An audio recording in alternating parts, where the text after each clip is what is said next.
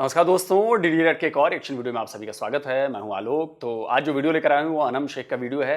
Gate out मोमिनो, Japan started campaign against Pak. नहीं, against Pak नहीं है, अगेंस्ट मुसलमान है, अगेंस्ट पाकिस्तान नहीं है। अब इसको आप लोग खुद पे ले लेते हैं तो ये अलग बात है। तो जी हाँ, ये बात सच है। एक मैंने अभी वीडियो रिएक्शन किया था हारिस सुल्तान का, उसमें उन्होंने बताया था कि कैसे मुसलमानों के खिलाफ वहाँ पे प्रोटेस्ट निकल रहे हैं और प्रॉब्लम बढ़ रही है, इसलिए प्रोटेस्ट निकल रहे हैं। भाई वहाँ के जो लोग हैं वो प्रॉब्लम फेस कर रहे हैं, तो उन्होंने मुसलमानों के खिलाफ धरना प्रदर्शन चालू कर दिया। बोला कि भैया इनको नहीं रहने दो, इनको हटाओ। और बीते कुछ सालों में ये प्रॉब्लम जो है वो जापान में बहुत ज़्यादा बढ़ी है, क्योंकि माइग्रेंट्स जो हैं वो बहुत ज़्यादा बढ़ गए हैं वहाँ पे, और माइग्रेंट्स ज़्यादातर मुसलमान हैं। तो इसकी वजह से उनके कल्चर में प्रॉब्लम हो रही है, उनकी बच्चियों के कुछ साथ छेड़छाड़ हो रही है, शोषण हो रहा है, बहुत सारी चीज़ें हो रही हैं, तो वो बेचारे तंग आ गए हैं अब। तो इसलिए वहाँ पर ये अभियान छिड़ा है। चलिए देखते हैं कि भाई पाकिस्तान के लोग क्या कह रहे हैं। जापान के अंदर से एक कैंपेन स्टार्ट हुई है। उन्होंने बोर्ड पकड़े हुए हैं, गेट आउट मोमिनो, यहाँ से निकल जाओ पाकिस्तानियों, मोमिनो यहाँ से चले जाओ, हमारे जापान को तुम लोगों ने बड़ा गंदा कर दिया है। क्या समझते हैं कि ये क्यों और आज के दिन ही ऐसी कैंपेन? बेसिकली ये तो इस्लामी फ़ोबिया की एक वेव है जो वर्ल्ड वाइड चल रही है, उसका मुख्य असरात जो जापान में भी नज़र आ रहे हैं। तो ये तो एक कंप्रीहेंसिवली मुस्लिम लीडर्स को देखना पड़ेगा, क्योंकि जिस तरह यूरोपीय यूनियन है इस तरह हमारे यहाँ बनी तो हुई है OIC, लेकिन it's just Toothless paper of peace of tiger. तो जब तक हम मुसलमान खुद ही एक्टिव नहीं होंगे, वर्ल्ड वाइड लीडर इसके ऊपर कंसेंसस बिल्ड नहीं करेंगे, जो कि अभी तक नज़र नहीं आता, क्योंकि हमारे अंदर ही रिफ्ट बहुत ज़्यादा है सेक्टेरियन वाइज या मुख्तलिफ डायमेंशंस के लिहाज से देख लें तो सेक्टेरियन वाइज रिफ्ट बहुत ज़्यादा है। तो ये इट्स आवर फॉल्ट।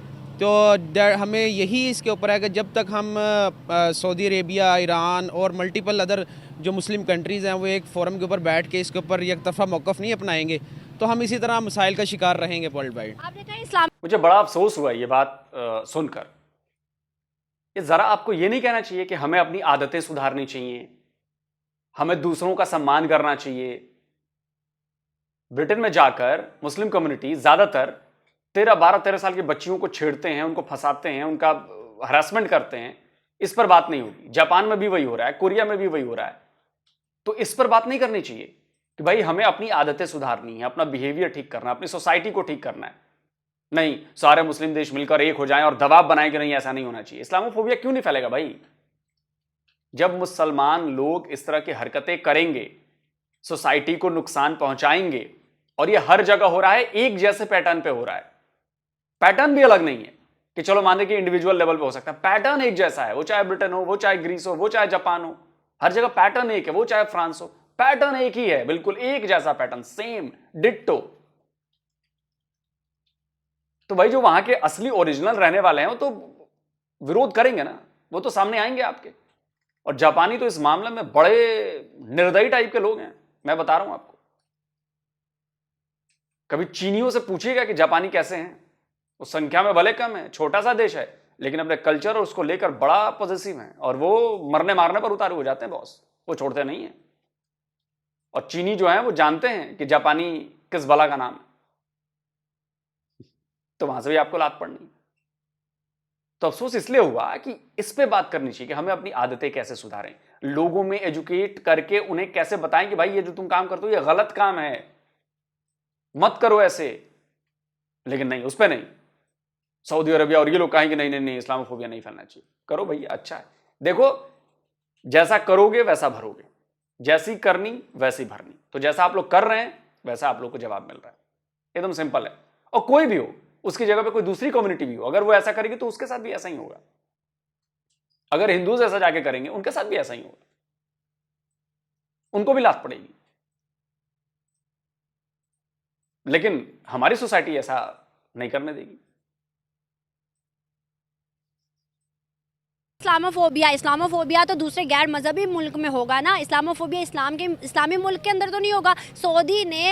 दुबई ने 24 सिटीज़ पाकिस्तान के बैन किए हैं, फिर ये क्या चीज़ है? और सऊदी के अंदर MBS ने खुद क्लेम किया कि भाई पाकिस्तानी यहाँ आके हरम के अंदर मांगना शुरू कर देते हैं, फिर ये क्या चीज़ है? हाँ जी, बिल्कुल। ये बहुत गंभीर बात है हम पाकिस्तानियों के लिए, क्योंकि वर्ल्ड वाइड एक इमेज जिस तरह का पाकिस्तान का डिस्टॉर्ट हो चुका हुआ है, इसको रिहेबिलिटेट करने की ज़रूरत है। ऑब्वियसली इसमें आप मुख्तलिफ फैक्टर्स आ जाते हैं। पॉवर्टी एक मेजर मेजर फैक्टर है कि पाकिस्तानी यहाँ से यूएई और मुख्तलिफ कंट्रीज़ में जाते हैं, लेकिन उसके बावजूद वहाँ पे उनकी जो जो हरकत रहती हैं, एक तो लीगल मीन्स यूज़ करके वहाँ पे पहुँचते हैं।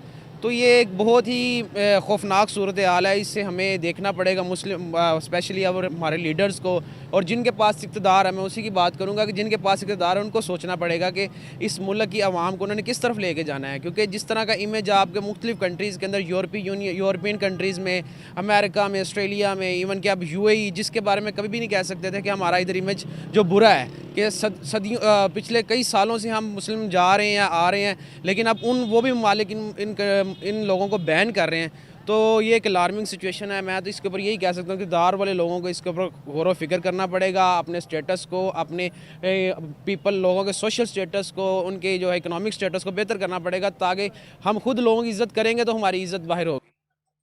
अरे अपने दिमाग को ठीक करिए, अपने माइंडसेट को ठीक करिए, अपने कल्चर को ठीक करिए। जहां प्रॉब्लम है उस पर बात करिए। इकोनॉमिक कंडीशन ठीक होने से कुछ नहीं होता। ब्रिटेन में लॉर्ड नजीर पाकिस्तानी था। लॉर्ड की उपाधि थी उसको, पैसे की कमी नहीं थी, सोशल स्टेटस की भी कमी नहीं थी, बहुत अच्छा आदमी था। उसको इतनी बड़ी ब्रिटिश गवर्नमेंट ने उसको लॉर्ड की उपाधि दी। लेकिन उसके बाद भी उसने क्या किया? बच्चे और बच्चियों के साथ सेक्सुअल हरासमेंट, सजा हुई ना उसको। तो दिक्कत आपके माइंडसेट की है, आपके कल्चर की है। उस पर बात कीजिए, उसको ठीक कीजिए। ज्यादा पैसा हो जाने से दिमाग ठीक नहीं हो जाता, या शऊर नहीं आ जाता ज्यादा पैसा होने से। 2024 में जहां पाकिस्तान के अंदर इलेक्शंस चल रहे हैं, वोटिंग हो रही है, वहीं पर हिंदुस्तान के अंदर भी हो रही है। ऑपोजिशन पार्टीज आपस में लड़ तो नहीं खा रही, लेकिन वोटिंग ज़रूर हो रही है। हम वहां पर देखते हैं कि वहां के लिए ना जापान, ना सऊदी, ना दुबई, किसी मुल्क ने ऐसी कैंपेन स्टार्ट नहीं की। कभी भी हमने नहीं देखा कि इंडियंस के लिए कहा गया हो गेट आउट इंडियंस, निकल जाओ यहाँ से, भाग जाओ यहाँ से, हमारे मुल्क को गंदा ना करो। ऐसा उनके लिए क्यों नहीं होता? इंडिया का देखें, इंडिया का स्टेटस बहुत बदल चुका हुआ है। ये पाकिस्तान को लोगों को भी रियलाइज़ कर लेना चाहिए कि अब इंडिया का जो वर्ल्ड वाइड इकनॉमिक स्टेटस है, उनका जो स्टेटस मुख्तलिफ फोरम्स के ऊपर यूएनओ के अंदर है, वो एक डिफरेंट कंट्री बन चुका हुआ है। ठीक है, अब हम अपना कंपैरिजन उनके साथ करते हैं तो ये बचगाना बात है। इसके ऊपर हम ज़्यादा गौर फिक्र करने की ज़रूरत नहीं, हमें अपने ऊपर गौर फिक्र करने की ज़्यादा ज़रूरत है। जब उनके हालात इतने अच्छे नहीं थे, हमारे बकौल तब भी नॉर्मल थे, लेकिन हम उनसे ऊपर थे 1960s में, तब भी ऐसा हालात नहीं आए कि दूसरे ममालिक ने कहा हो कि निकलो इंडियंस यहाँ से, तुम लोग गंदे। अनम, कब आप ऊपर थे भारत से, और किस मामले में ऊपर थे? प्लीज मुझे बताइएगा, मैं आपसे पूछ रहा हूं। आप भारत से इकोनॉमी में अच्छे थे, आप भारत से एजुकेशन में अच्छे थे, आप भारत से स्पोर्ट्स में अच्छे थे 90s के दौर में, आप भारत से इंडस्ट्रीज में अच्छे थे, आप भारत से बिजनेस में अच्छे थे, आप भारत से सोसाइटीज में अच्छे थे, आर्ट एंड कल्चर में अच्छे थे। किस चीज में अच्छे थे, किस चीज में ऊपर थे? स्पेसिफिक बताइए कि हम इस चीज में भारत से ऊपर थे। नहीं बता पाएंगे तो ये मत कहिए कि उस दौर में हम भारत से ऊपर थे। फिर मैं कहूंगा रिसर्च कीजिए, सुनी सुनाई बातों पर भरोसा मत कीजिए, वरना आप ही का लोग मजाक बनाएंगे। अनम, बात समझिए इस बात को। फैला रहे हो तुम लोग, यहाँ ये कर रहे हो। हाँ बिल्कुल, उस सूरत में तो ये हमारी फॉरेन पॉलिसी का बिल्कुल फॉल्ट है ना। हमारी जो फॉरेन ऑफिस है उसका मेजर फॉल्ट है कि उन्होंने अपना जो इमेज मेंटेन करना है, क्योंकि ये तो हमारी जो है फॉरेन जिसे हम कहते हैं डिप्लोमेसी, उसमें हमारी तरफ से वीक पॉइंट है। क्योंकि जब भी हमारे सिटीज़न को किसी भी मुल्क के अंदर इस तरह के प्रॉब्लम फेस करने पड़ते हैं तो ये हमारी डिप्लोमेसी होती है, जिसमें हम इस टाइम जो अमेरिकन ब्लॉक का पार्ट बने हुए हैं सिंस इंडिपेंडेंस, तो हमें उस फॉरेन पॉलिसी के ज़रिए इस चीज़ को सॉर्ट आउट करना पड़ेगा। क्योंकि इंडिया की फॉरेन पॉलिसी पाकिस्तान की निस्बत हमेशा बेहतर रही है। क्योंकि आप देखें कि वो अभी भी जो मेजर अलाइज हैं वर्ल्ड वाइड, वो दोनों के साथ है, रशियन के साथ भी उनकी अच्छी है, अमेरिकन के साथ भी, और ओवरऑल उनके जो ताल्लुकात हैं बहुत बेहतर हैं। आपको बात ही समझ में नहीं आई भाई साहब। फॉरेन पॉलिसी आपका बिहेवियर ठीक नहीं कर सकती। फॉरेन पॉलिसी आपको यह ठीक नहीं कर सकती कि आपको जाके दूसरे देश में बिहेव कैसा करना है, अच्छा बिहेव करना है, बुरा बिहेव क्या होता है, अच्छा क्या होता है, क्या करना चाहिए और क्या नहीं करना चाहिए। ये फॉरेन पॉलिसी आपको नहीं बताएगी। ये आपकी परवरिश है, आपकी सोसाइटी की परवरिश है, आपकी सोसाइटी का कल्चर है, और इसका संबंध फॉरेन पॉलिसी से बिल्कुल नहीं है। ये आप टोपी ट्रांसफर करना बंद करिए। या आमतौर पर हर पाकिस्तानी, जी मेरा बिहेवियर ठीक नहीं है, मैं चूंकि क्रिमिनल माइंड का आदमी हूं तो फॉरेन पॉलिसी इसके लिए जिम्मेदार है। अब एक आपके दिमाग का स्टैंडर्ड ही वहां तक नहीं पहुंचा जहां पे आप बात को समझ पाए कि बात एक्चुअल है क्या, मसला एक्चुअल है क्या। एक पाकिस्तानी जाकर वहां पर भीख मांगता है, इसका फॉरेन पॉलिसी से क्या मतलब है भाई साहब? एक पाकिस्तानी जाकर वहां पर मर्डर कर देता है, उसका फॉरेन पॉलिसी से क्या मतलब है भाई साहब? एक पाकिस्तानी जाकर वहां पर किसी लड़की को छेड़ देता है, उसका फॉरेन पॉलिसी से क्या मतलब है भाई साहब? ये आपकी सोसाइटी की प्रॉब्लम है ना, आपकी परवरिश की प्रॉब्लम है जहां पर आप पल रहे हैं। पता है आज हमें एक तोहफा मिला है, वो तोहफा मैं आपको बताऊं क्या मिला है। पाकिस्तान ने नहीं दिया, जापान ने तोहफा दिया है। जापान के अंदर एक कैंपेन स्टार्ट हुई है आज के दिन पे कि मोमिनो जापान से निकल जाओ, गेट आउट मोमिनो। मोमिनो का नाम उन्होंने यूज़ किया है। सर ये कितनी बड़ी तजलील है हमारे लिए, मुसलमानों के लिए, पाकिस्तानियों के लिए कि जापान के लोग कैंपेन स्टार्ट कर चुके हैं कि पाकिस्तानियों, मुसलमानों यहाँ से निकल जाओ, दफ़ा हो जो हमारे मुल्क से, तुम लोगों ने हमारा मुल्क बर्बाद कर दिया। क्या समझते हैं? शर्मिंदगी के बायस है, बहुत बड़ी शर्मिंदगी, बहुत बड़ी शर्मिंदगी है जी। ये सिर्फ जापान में नहीं हुआ, ये दुबई में भी हो चुका है। दुबई ने हमारे पाकिस्तान के 24 सिटीज़ बैन कर दी हैं। चले जापान तो फिर नॉन मुस्लिम है, नॉन मुस्लिम जितने भी ममालिक हैं उनसे तो फिर हमें इतना सरोकार नहीं है। जब मुसलमान उठ के ऐसे करेगा मुल्क, तो क्या हमारी इमेज रहेगी, क्या हमारी इज्जत रहेगी दुनिया में? ज़ीरो। और अभी हुई है। हाँ अभी हुई है। क्या समझते हैं सर, क्या अभी जो भी पार्टी इक़्तिदार में आएगी, क्या हमारे मुल्क के हालात बेहतर करेगी, क्या पड़ोसियों के साथ अच्छे ताल्लुकात बनाएगी या नहीं? उम्मीद है, कोशिश। ज़्यादा चांसेस किसके हैं कि कौन आएगा? शेर। आपको पता है आज हमारे जो पड़ोसी मुल्क है हिंदुस्तान, वहाँ पर भी कुछ मैंने वीडियोस देखी हैं, वहाँ पर लोग तबसरा कर रहे हैं अपने सोशल मीडिया पे, अपने प्लेटफॉर्म पे बैठ के कि भाई पाकिस्तान के अंदर एक बार फिर से धांधली भी होगी और पाकिस्तान के अंदर एक बार फिर से करप्शन भी होगी। जैसा कि आप जानते हैं कि मुल्क में एक ऐसी गवर्नमेंट को लाया जा रहा है ज़बरदस्ती, जिसका कोई पता ही नहीं। एक ऐसा बंदा जो बाहर भागा हुआ था और उसको ज़बरदस्ती पाकिस्तान में लाया जा रहा है। और ऐसे इलेक्शन का क्या फ़ायदा है कि एक जमात को आपने अंदर रखा हुआ है और दूसरी को बाहर निकाला हुआ है। चलो वो ठीक है, आपने एक को अंदर रखा हुआ है, दूसरी को बाहर। जो बाकी जमातें उनके साथ भी ज़्यादती हो रही है। अब ये पाकिस्तान है, इसके अंदर आप जबकि इस्लाम के नाम पर बना, क्या करते हैं लोग? कुछ भी नहीं। ये सारे धांधली वाले हैं। अगर बंदा है, लीडर है, वो सिर्फ इमरान खान है।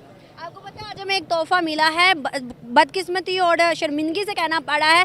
जापान के अंदर एक कैंपेन शुरू हुई है आज के ही दिन पे। उन्होंने कहा है, बाकायदा नेम लेके उन्होंने बैनर्स उठाए हुए हैं कि मोमिनो यहाँ से निकल जाओ, मोमिनो यहाँ से दफ़ा हो जाओ, गेट आउट मोमिनो के उन्होंने बैनर्स उठाए हुए हैं। क्या रिस्पेक्ट रही कि आज के दिन ऐसा हो गया, इलेक्शन भी थे पाकिस्तान में। मैडम देखिए, आप जिस तरह जानते हैं कि इस्लाम के नाम पे मुल्क बना है, तो अगर हम स्टार्टिंग से ही अपने मुल्क को आगे लेके चाहते हैं तो ये मुल्क आगे अपनी वैल्यू बनाता। हमारे सियासतदान एक नंबर के दोगले हैं, उन्होंने इस मुल्क के लिए कुछ किए नहीं, सारा कुछ अपनी जेबों में डाला इन्होंने।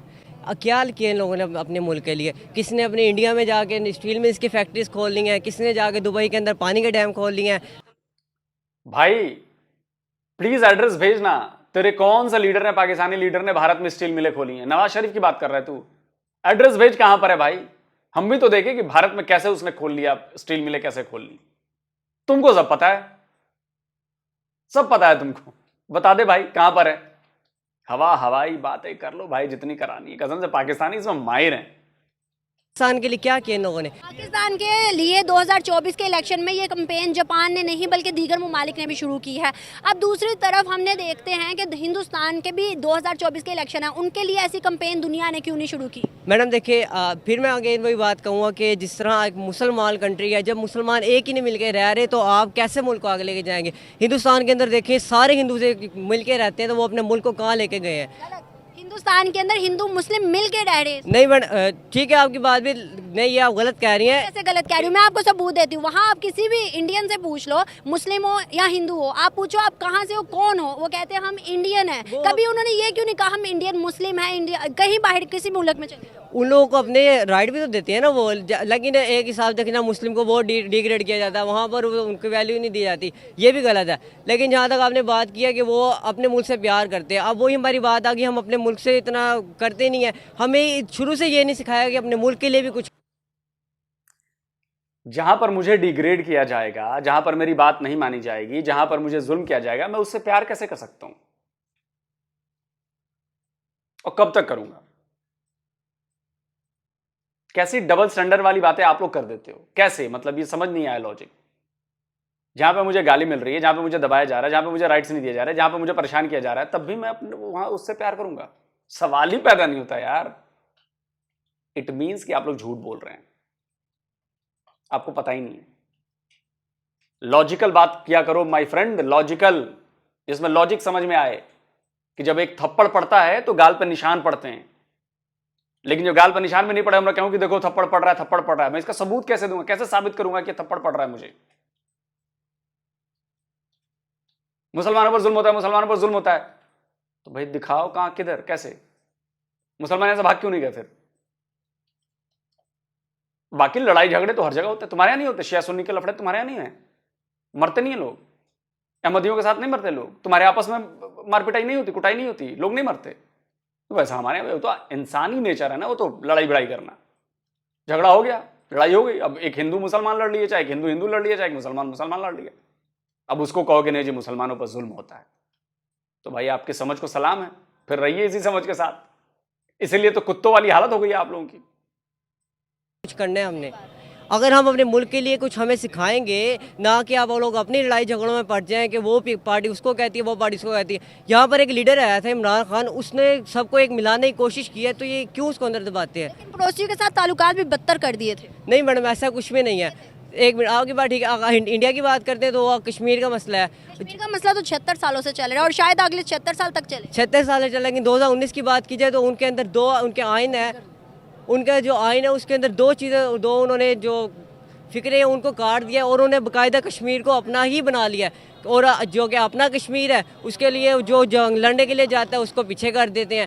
यहाँ तक कि नवाज शरीफ साहब को देख लें क्या कर रहे हैं वो तो अगर उन्होंने अपना कश्मीर बनाया तो उनके साथ बच्चों वाला सलूक किया ना। हर डेवलपमेंट, हर यूनिवर्सिटी, हर कॉलेज, हर स्कूल, हर हेल्थ का सेक्टर वहाँ पर उन्होंने अब मुहैया किया। दुनिया को छोड़ो भाई, सऊदी और दुबई जैसे मुस्लिम कंट्री भी उधर के कश्मीर के अंदर इन्वेस्टमेंट कर चुके हैं। तो भाई उन्होंने अपने किसके साथ, बच्चों जैसा सलूक किया। हमने अपने आज़ाद कश्मीर के साथ क्या किया है? मैडम वही तो मैं बात करूँ, हमने राइट्स ही नहीं दिए, हमें सिखाए नहीं गए शुरू से। अगर आप लोग अपने मुल्क को राइट्स देंगे, आप पूरा यूरोप उठा के देख लें, यूरोप वो दुनिया को नहीं देखता, वो अब बाहर के लोगों को नहीं देखता, वो अपनी अवाम के ऊपर खर्च करता है, उनके ऊपर इन्वेस्ट करता है, उन लोगों में एक शऊर आता है, वो आगे जाते हैं। हम लोगों को क्यों नहीं दिया जा रहा? हम लोगों को दें, हम हमारी बच्चे पढ़ेंगे लिखेंगे आगे जाएंगे, तभी जाके पाकिस्तान का मुस्तकिल बनेगा। इस तरह तो नहीं बन सकता कि बातें हम करी जाएंगे। बातें करने से क्या होगा कि मैं ये सड़कें बना दूंगा, वो बना दूंगा। सड़कें बनाने से क्या होता है मैडम? ये रोड बनाने से क्या होगा?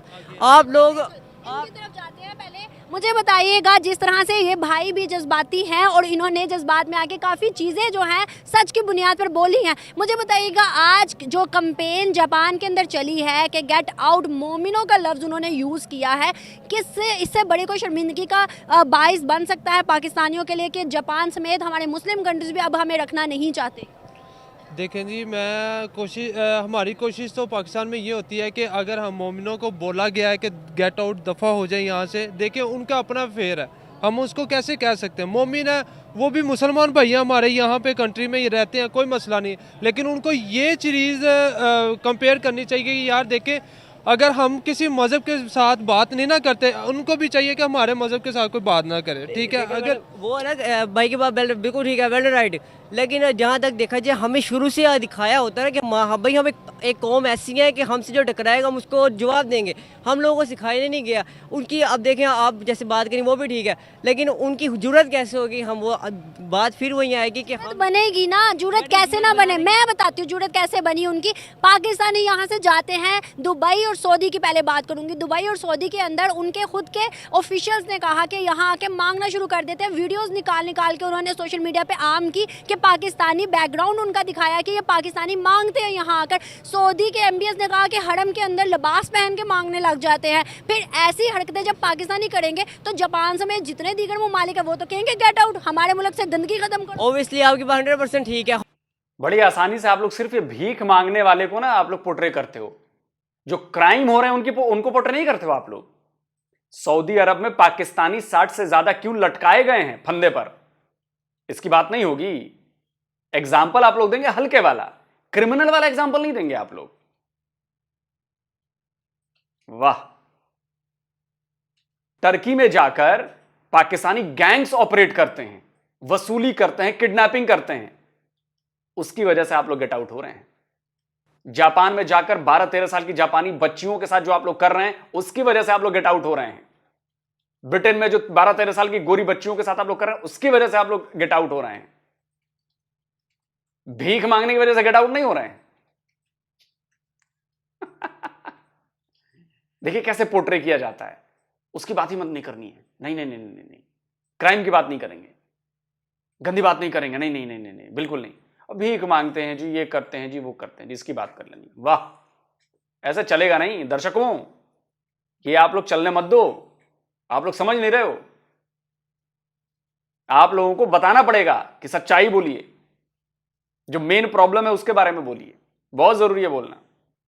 के अंदर भी चल रहे हैं, एक धमाके की खबर आई वहां से। नहीं, वहाँ से कोई ऐसी खबर नहीं आई। और इतना ये नहीं कि ये जो करंट इलेक्शन इस वक्त हो रहे हैं, आप ये प्रीवियस जितने भी इलेक्शंस देख लें, आप पाकिस्तान के को लेकर देख लें, हिंदुस्तान को लेकर देख लें, तो बिल्कुल जो है वो एक तजाद देखा जाता है। इतना बड़ा मुल्क है और जिस तरीके से उनकी मैनेजमेंट है इलेक्शन को लेकर, ये बहुत काबिल तहसीन है हिंदुस्तान के लिए। और उनसे हमें जो है वो एक चीज़ सीखनी चाहिए कि हम अपने निज़ाम कार को किस तरीके से जो है वो बेहतर कर सकते हैं। और बस यही मैं कहना चाहूँगा कि ये हमारी हुकूमतों को चाहिए, हमारे इदारों को चाहिए कि यहाँ पर जो है एक ऐसा इन्वायरमेंट फराहम करें लोगों को, एक पीसफुल पाकिस्तान में रहना चाहिए, पाकिस्तान में रहना चाहें। और उम्मीद तो यही है जी कि ये इलेक्शन जो है, उम्मीद ये है कि ये तारीख के धांधली ज़्यादा इलेक्शन नहीं होंगे। उम्मीद ये है कि शफाफ इलेक्शन होंगे, उम्मीद के साथ है। लेकिन पाकिस्तान के लिए काम करें जी। ऑब्वियसली देखें, पाकिस्तान के अवाम के वोटों से ये लोग ऊपर आते हैं, हुक्मरान बढ़ते हैं, ठीक है। हमारे टैक्सेस से ये जो ना मुराद सब हासिल करते हैं, तो अवाम का अगर ये ख्याल नहीं रखेंगे, उनको उनका जो है अपना तर्ज ज़िंदगी बेहतर करने के लिए कोई अमली इकदाम नहीं करेंगे, तो ये अवाम को इस बारे में जो है वो सोचना चाहिए कि आगे उनका लाया अमल क्या होना होगा। अल्लाह पाक बेहतर करे, हमारे मुल्क पाकिस्तान के लिए बेहतर हो, इमेज अच्छी हो और दुनिया में हमारा मुकाम बने। बहुत अच्छा लगा आपसे बात करके, थैंक यू सो मच।